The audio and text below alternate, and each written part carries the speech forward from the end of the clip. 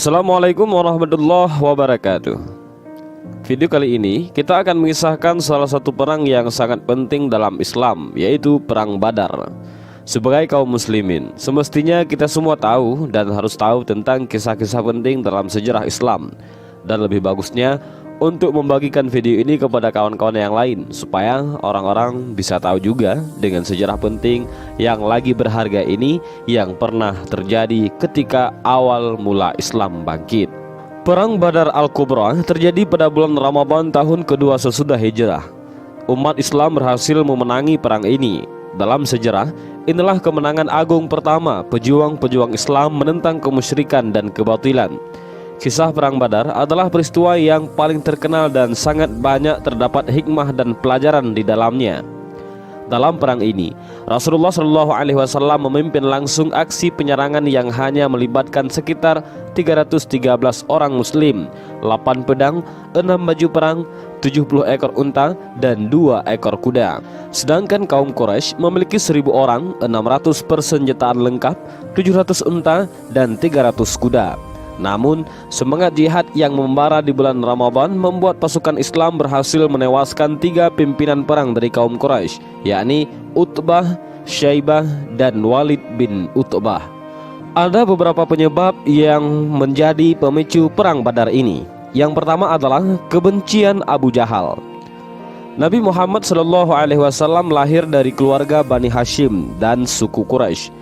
Perjalanan dakwah Nabi Muhammad SAW sejak menerima wahyu di usia 40 tahun, kemudian dilindungi oleh pamannya, pemimpin Bani Hashim dan suku Quraisy, yaitu Abu Talib. Setelah kematian Abu Talib pada tahun 619 Masehi, sayangnya kepemimpinan Bani Hashim diteruskan kepada Amr bin Hisham ataupun Abu Jahal, yang merupakan salah satu musuh Rasulullah SAW. Kemunculan Rasulullah SAW dan kegiatan berdakwahnya telah mengancam posisi Abu Jahal sebagai penguasa Mekah. Begitu juga dengan sisa kaum Quraisy yang lainnya yang melihat kaum muslimin sebagai penjahat yang mengancam lingkungan dan kewibawaan mereka. Yang kedua, penyebab terjadinya Perang Badar adalah umat Islam ditindas. Perlakuan buruk terhadap kaum muslimin tidak hanya berlangsung di kota Mekah saja, namun kaum kafir Quraisy juga menekan kaum muslimin hingga ke Madinah. Kaum Quraisy melakukan teror yang sama dengan menyerang dan menguasai harta benda kaum muslimin karena takut hasil perdagangan yang akan berpindah kepada kaum muslimin. Bahkan kaum kafir Quraisy yang memeluk agama Islam menerima akibat dikeluarkan dari sukunya, yang mana hal tersebut merupakan suatu penghinaan yang amat serius bagi seseorang pada masa itu, sehingga sanggup menjadi pemicu ataupun penyebabnya terjadi Perang Badar Al-Kubra. Yang ketiga, yang menjadikan salah satu penyebab terjadinya Perang Badar adalah perampasan harta benda dan pengusiran kaum muslimin. Sejak Rasulullah SAW gencar melakukan dakwahnya, orang-orang musyrik Mekah sudah melancarkan peperangan dengan menghalalkan darah kaum muhajirin dan juga merebut paksa kekayaan mereka. Hilangnya perlindungan dari Abu Talib juga turut meningkatkan kekerasan terhadap kaum muslimin di Mekah. Teror inilah yang memaksa umat Islam untuk hijrah ke Madinah pada tahun 622 Masehi. Namun, karena mereka meninggalkan harta bendanya untuk hijrah, akibatnya harta benda tersebut menjadi sasaran perampasan kaum kafir Quraisy. Kemenangan umat Islam bagi umat muslim dalam Perang Badar merupakan peristiwa dan kemenangan yang sangat besar, sebab peristiwa ini merupakan pertempuran besar pertama umat Islam melawan musuh. Dengan pertolongan Allah, kaum muslim menang meski kalah jumlah. Saking hebatnya, Allah Subhanahu wa Ta'ala sampai menamainya sebagai Yaum Al-Furqan ataupun Hari Pembeda, karena pada hari itu dibedakanlah mana yang hak dan batil. Saat itu pula Allah menurunkan pertolongan besar untuk kaum muslimin dan memenangkan mereka atas musuh-musuhnya. Dalam perang ini ada satu kisah heroik yang menjadi penyebab terbunuhnya Abu Jahal. Saat itu Abdurrahman bin Auf didatangi 2 orang remaja dari kaum Ansar, yaitu Mu'az bin Amr al-Jamuh 14 tahun dan Muawis bin Affa berumur 13 tahun. Keduanya bersenjatakan pedang. Tentara Quraisy seolah-olah tidak menghiraukan kehadiran 2 remaja itu karena menganggap kedua-duanya tidak berbahaya. Mereka lebih memilih Abdurrahman bin Auf agar ditawan hidup-hidup untuk dijadikan tebusan karena dia terkenal sebagai saudagar yang kaya. Dalam kondisi kerusuhan pertempuran, Abdurrahman bin Auf berteriak, "Wahai anak muda, masih terlalu muda untuk terlibat di peperangan ini. Sebaiknya engkau menjauhlah dari tempat ini. Kami mendapat izin daripada ibu dan ayah kami bagi menyertai pasukan Muhammad," teriak Muaz. "Saya datang ke sini hanya untuk membunuh Abu Jahal. Tunjukkan di mana dia," kata Muawis dengan penuh semangat. Pada mulanya Abdurrahman bin Auf tidak menghiraukan kata-kata dua remaja itu, tetapi Muaz dan Muawis terus mendesaknya supaya menunjukkan di mana Abu Jahal. Maka akhirnya Abdurrahman terpaksa menyetujuinya. "Paman akan tunjukkan kepada kamu di mana Abu Jahal. Boleh tahu apa yang akan kamu lakukan apabila berjumpa dengannya?" tanya Abdurrahman bin Auf. "Ibu saya berpesan, jangan pulang ke rumah selagi kepala Abu Jahal tidak diceraikan dari badannya," jawab Muaz bersungguh-sungguh. "Abu Jahal menghina serta menyakiti Rasulullah. Saya ingin membunuhnya," kata Muawis pula. Abdurrahman bin Auf tersenyum mendengar kata-kata dari dua orang remaja yang berani itu. Dia berjanji akan menunjukkan Abu Jahal apabila berjumpa. Tiba-tiba seorang tentara Quraisy menyerang Abdurrahman bin Auf dari belakang. Muaz dan Muawis yang melihat kejadian itu segera bertindak melindunginya. Muaz dengan cepat menebas kaki tentara Quraisy yang menyebabkan dia tersungkur dan Muawis pula menikamnya hingga mati. Melihat itu, Abdurrahman bin Auf berasa kagum dengan kehidupan dua remaja itu. "Tunjukkan kepada kami di mana Abu Jahal," kata Muaz seolah-olah tidak sabar lagi hendak bertemu dengan ketua pasukan Quraisy itu. Tiba-tiba Abdurrahman bin Auf melihat Abu Jahal sedang berada di bawah sepohon kayu yang rindang. Dia menunggang kuda sambil berteriak memberi kata-kata semangat kepada pasukannya agar terus berjuang. "Itulah lelaki yang kamu cari. Tetapi kamu haruslah berhati-hati karena dia juga seorang perwira Quraisy," kata Abdurrahman bin Auf. "Terima kasih paman. Saya akan dapatkan dia sekarang," ujar Muaz sambil berlari ke arah Abu Jahal. "Saya akan membantunya membunuh lelaki yang memusuhi Allah dan Rasulnya itu," kata Muawis juga. "Berhati-hati karena dia dilindungi oleh pasukan Quraisy," pesan Abdurrahman bin Auf. Dia sendiri tidak dapat membantu karena sedang berhadapan dengan tentara Quraisy yang menyerangnya. Muaz dan Muawis terus berlari ke arah Abu Jahal yang masih berada di atas kudanya. Mereka berlari tanpa menghiraukan keselamatan mereka. Ketika itu Abu Jahal tidak menyadari kedatangan dua remaja tersebut. Muaz tiba lebih dahulu. Dia tidak mencapai menebas kaki Abu Jahal, maka yang ia tebas adalah kaki kanan kuda yang dinaiki Abu Jahal. Seketika itu kuda tersebut jatuh tersungkur. Abu Jahal pun tersungkur. Dia marah sekali sambil menahan sakitnya akibat jatuh dari kuda. Abu Jahal mencoba bangun, tetapi dengan cepat Muaz menebas kaki kanan Abu Jahal hingga putus. Muawis yang menyusul memukul pula kepala Abu Jahal hingga dia teramat sakit. Ikrimah anak Abu Jahal yang turut berada di situ segera menolong dan melindungi bapaknya. Dia menyerang balik Muaz dan menebas tangan kiri remaja itu hingga hampir putus. Muaz terjerembab. Muaz berusaha lari dan dibiarkan oleh Ikrimah karena dia melihat Muawis hendak membunuh bapaknya. Maka terjadilah pertarungan seorang dewasa matang dalam pertempuran, yaitu Ikrimah dengan Muawis yang masih berusia 13 tahun.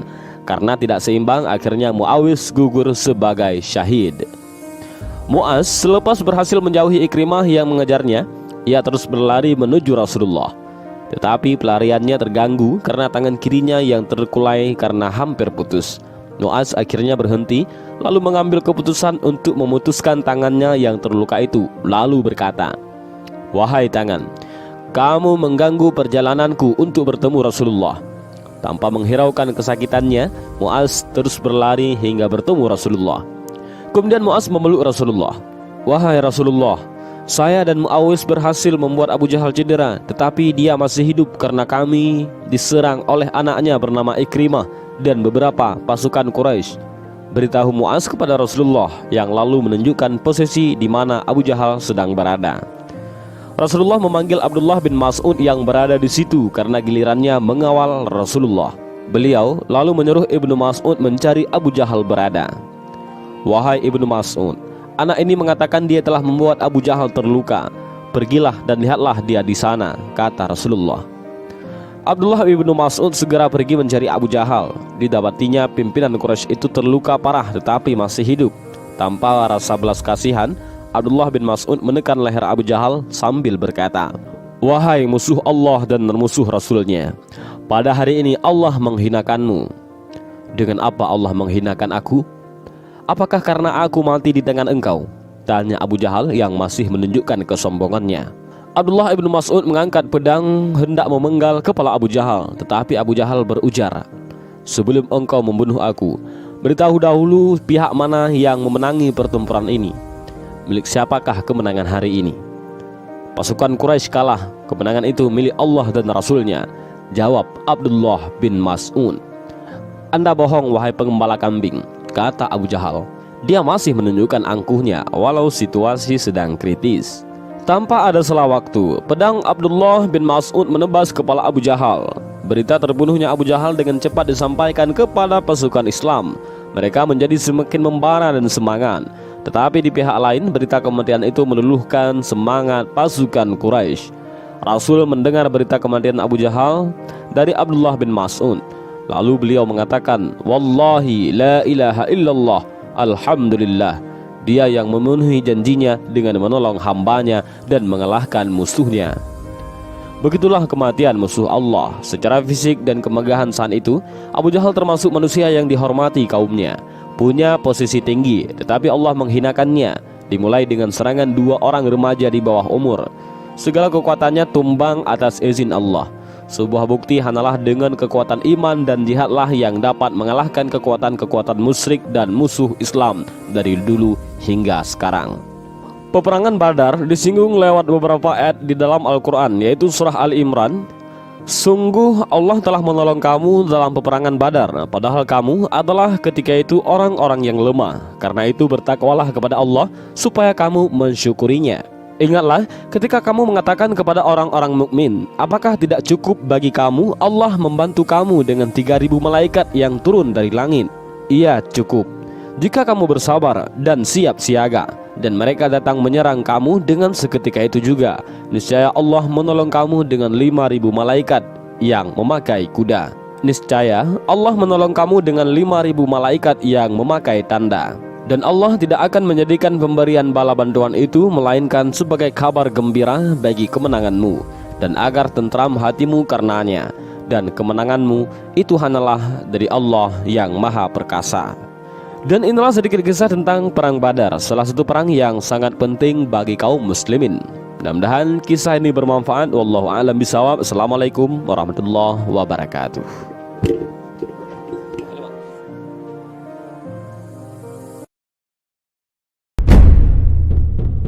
Pada tanggal 7 Syawal tahun 3 Hijriah terjadi perang besar di sekitar Bukit Uhud.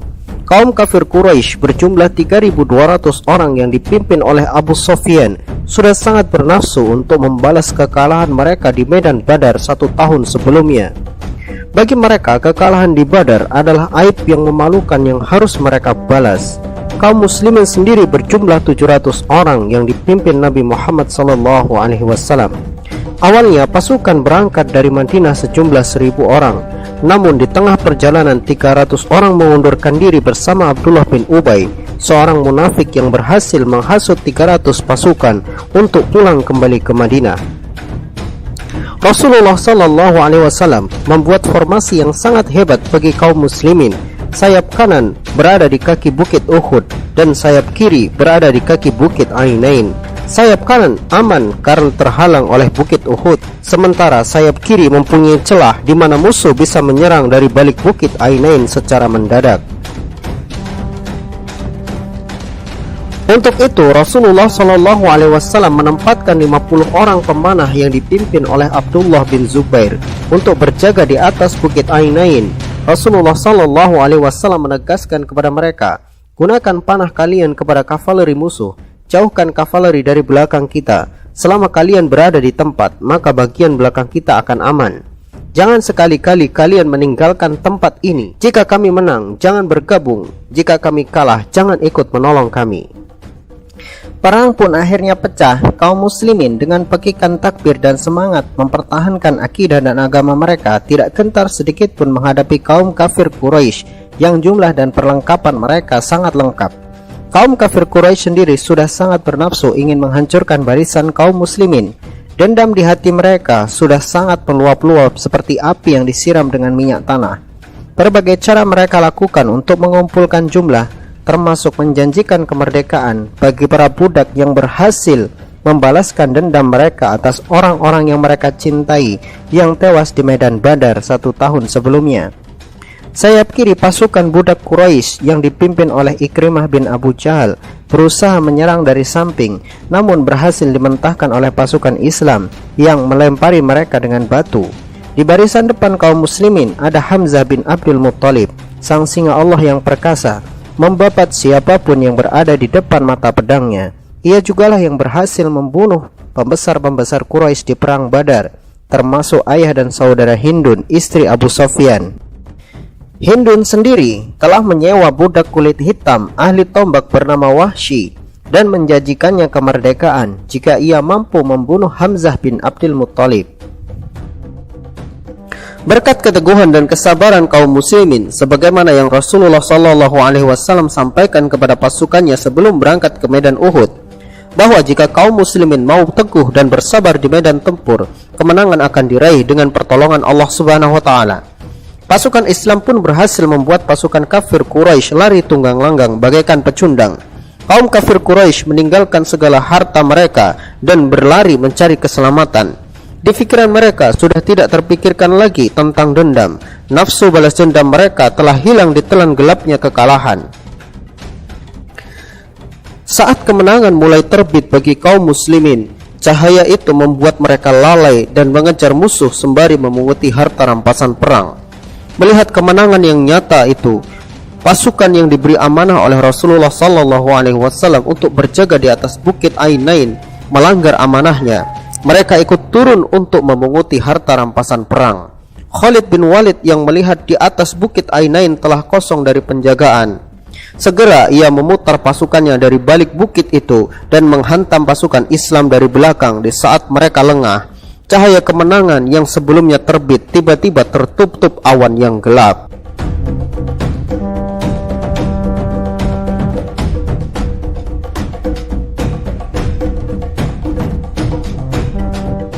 Kini kaum muslimin menghadapi keadaan yang berbalik. Kini mereka diserang dari dua sisi, depan dan belakang. Pertempuran sengit pun kembali dimulai. Pasukan Islam yang telah porak-poranda barisannya diserang secara membabi buta oleh pasukan kafir Quraisy yang telah haus darah. Satu persatu pasukan Islam gugur dengan jumlah yang cukup banyak. Strategi Khalid bin Walid yang saat itu masih belum masuk Islam dan kejeliannya dalam membaca peluang benar-benar membuat musibah yang nyata bagi pasukan Islam saat itu. Rasulullah SAW sendiri mengalami luka di bagian wajah. Bibir bagian bawah beliau sobek dan salah satu giginya tanggal akibat hantaman senjata musuh. Situasi saat itu sangat tidak menguntungkan bagi kaum muslimin. Wahsy, seorang budak yang disewa oleh Hindun, diam-diam melancarkan serangan tombaknya kepada Hamzah bin Abdul Muttalib. Seketika itu pula Hamzah gugur sebagai seorang syuhada. Di sisi lain, pasukan Islam berusaha untuk membendung serangan kafir Quraisy yang tanpa ampun menyerang habis-habisan kaum muslimin, sehingga kaum muslimin sulit untuk kembali menata barisan mereka. Hindun yang sudah sangat bernafsu atas dendamnya kepada Hamzah menghampiri jasadnya yang tergeletak di atas tanah. Hindun kemudian menghujamkan belatinya ke dada Hamzah, merobeknya dan mengeluarkan jantungnya. Tidak cukup sampai di situ, Hindun mengunyah jantung itu dengan penuh kemarahan dan kebencian. Di dadanya telah terpenuhi rasa puas atas dendam ayah dan saudaranya yang mati di tangan Hamzah pada perang Badar. Di situasi yang sulit seperti itu, kaum kafir Quraisy menyebarkan berita dusta bahwa Rasulullah SAW telah gugur di tangan mereka. Para sahabat yang mendengar berita itu pun langsung turun semangat mereka. Mereka benar-benar kehilangan semangat hidup. Di sisi lain, para pemanah yang melanggar perintah Rasulullah SAW merasa merekalah yang paling berdosa atas gugurnya Rasulullah. Menyadari hal itu, Rasulullah SAW memberikan kabar kepada para pasukan yang dekat dengan beliau bahwa beliau masih hidup dan masih berperang melawan orang-orang kafir Quraisy. Kabar itu pun menggema ke seluruh pasukan Islam dan membuat mereka kembali memiliki harapan untuk menang. Pada akhirnya pasukan Islam mampu memukul mundur pasukan kafir Quraisy dan membalikkan keadaan. Meskipun kaum muslimin tidak menang, namun dalam sisi yang lain, kaum muslimin mendapatkan pelajaran yang sangat berharga, sebuah kunci kemenangan yang akan mereka bawa di medan pertempuran selanjutnya, yaitu selama pasukan Islam teguh di atas perintah Rasulullah SAW, mereka pasti akan menang. Jika mereka melanggar perintah Rasulullah SAW, dapat dipastikan mereka tidak akan pernah menang. Mendengar perintah dan taat perintah adalah kunci utama kemenangan umat Islam pada pertempuran-pertempuran selanjutnya.